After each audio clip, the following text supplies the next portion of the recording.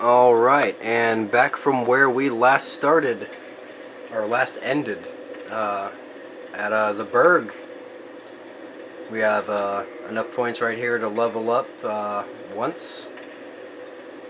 So basically, like I said, some of the safe things to always increase is your endurance and vitality.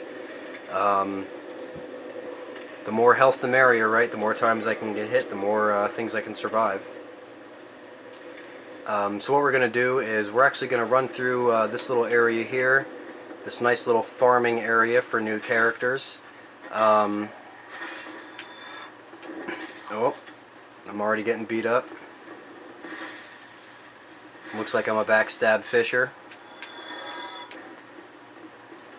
Expecting some hate comments on the way that I treat some of these NPCs, but NPCs really don't matter. The way that you treat a lot of the PvE definitely does not reflect the way that you would treat actual human players. These guys, they normally keep their guard up and they're spearmen, which means they can actually attack you from... Oh, quick death. Okay, as you see, when you carry a spear or a weapon like a spear or a rapier, you can actually attack while still having your shield up.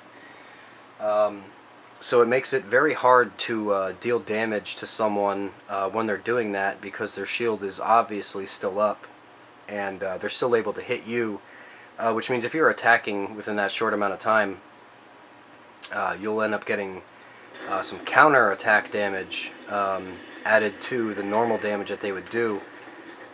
So as you can see, just about from anywhere in the world you can see your bloodstain or your souls, just as long as you're, close enough to it. You'll be able to see it as long as your frame rates aren't ridiculously terrible, or just the simple fact that they always will be there until you die again. It's always one of the good things. I really have no respect for NPCs. Hornet ring, backstabbing, fishing, doing whatever you need to do.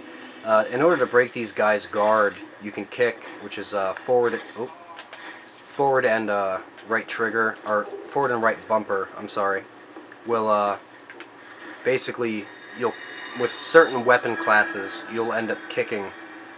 With certain other weapon classes, what you'll do is actually like a quick hit and then a dodge back. So depending on if you're using curved weapons or not, you'll have a different little animation. If you have the master key, you can unlock this and get a wooden shield.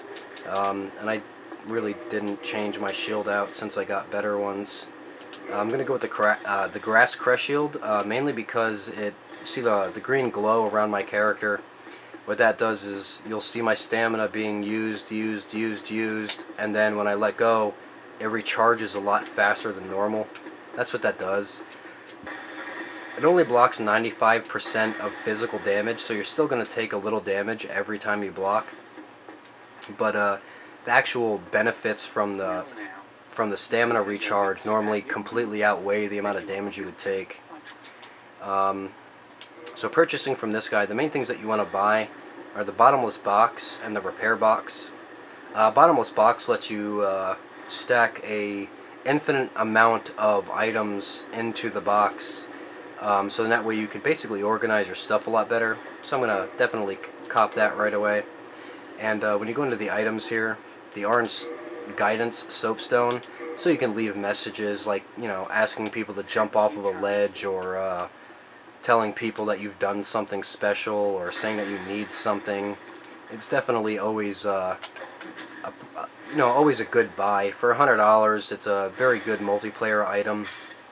It's not going to help you in any way except for the fact that you can hopefully sucker people into doing things. But other than that, you normally want to try to do a thing called baiting. It's you basically move forward enough so that one individual enemy will come towards you. It's a lot easier to deal with enemies one-on-one than it is four-on-one. If I would have went at these guys all four, especially since the Hollows have a very special attack where they seem to go absolutely haywire and just swing their weapons randomly, it could actually come pretty close, if not completely killing you right away. So you should definitely try to bait enemies. You know, it's called pulling. You basically get an enemy and you make him come to you instead of you coming to him.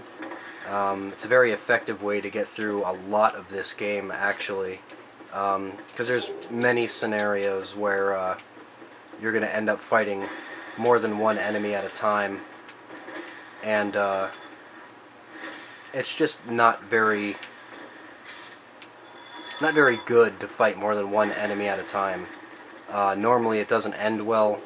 You have multiple enemies that you got to worry about, which means you can't just focus on, you know, single tactics.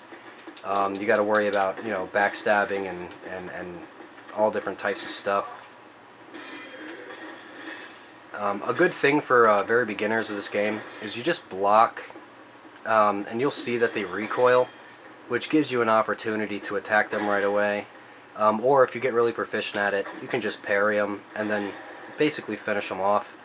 I'm big on parries. I try to throw out as many connect parries as possible, mainly because you can basically end up punishing just about anybody with the riposte.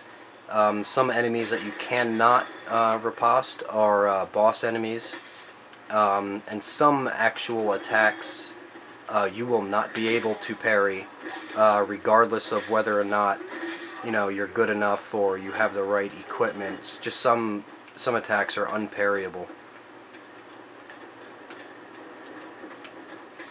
I hear these guys running. Catch a nice parry there, but no riposte. This seems to be happening a lot this playthrough. Hopefully that can be fixed. It's obvious because I'm just not close enough to them, but yeah, besides that, on to the fast playthrough here. There's a humanity along with the other three that we already picked up right away. Basically what they do is they can change you to human, which allows you to summon people for help, but it also allows you to be invaded at the same time. So basically what that means is it's a double-bladed sword. You can basically help or get help by someone, but you could also be invaded by someone who's not there to help. Invaders, their main job is to actually kill you and to make sure that you don't proceed. You can only be invaded if you are human and you have the area of the boss alive. Now, I actually contemplated whether or not I want to go kill this boss, because this is a very hot spot for PvP, especially in higher levels. But like I said, this really isn't a scenario for a run-through of the experienced, which means you're probably going to want to kill the Taurus demon right away instead of dealing with invaders. Not to mention, currently, I actually recorded quite a few videos where I have tried to honorably duel some people in the Berg, and what happens is I'm graced with nothing but hackers and scumbags, and that's honestly a really bad problem, considering hackers will completely destroy a character at this low of a level and quite possibly diminish anyone's response to the game, mainly because it's really no fun to fight a hacker, regardless of whether or not they have just upgraded armor or whether or not they have like maxed out health. I mean, there's a lot of different things that go on in this game that you can't really protect yourself against, and the actions of others is definitely one of them. So what I'm going to do right here is I'm actually going to proceed to grab the rest of the local items in this area, and then I'm going to run up and kill the boss as soon as possible. I missed that parry. Caught that one though. And what I'm going to do from there is basically show you the fastest way in order to deal with a lot of these enemies. Fire bombs right here out of this. They do a decent amount of damage. Like I said, the Pyromancer is normally a good start out of a character because it has the ability to do fire damage. Those fire bombs right there pretty much offset the Pyromancer's abilities right in the beginning, mainly because You can also do fire damage, but without the risk of having to pick an entire class over it. Killing these hollows right here, running up here, you can catch the guys that were throwing fire bombs at you on the bridge. A lot of the times they can cause you a lot of trouble if you don't deal with them right away.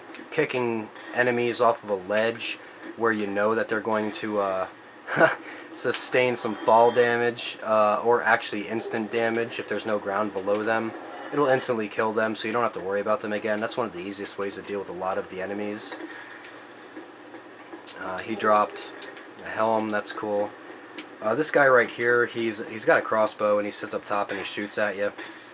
So it's normally a good idea to take him out so you're not getting shot in the back with crossbow bolts.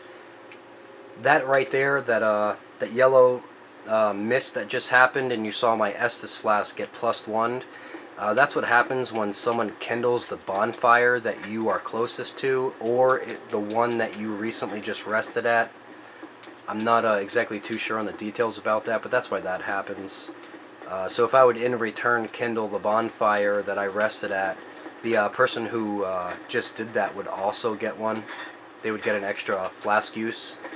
It doesn't increase the amount of health or anything like that. It just gives you an extra flask use. It never goes above 20, which is the max kindling that you could go through, which that's obviously going to be explained later. That's more of an advanced scenario because you have to kill a boss for that.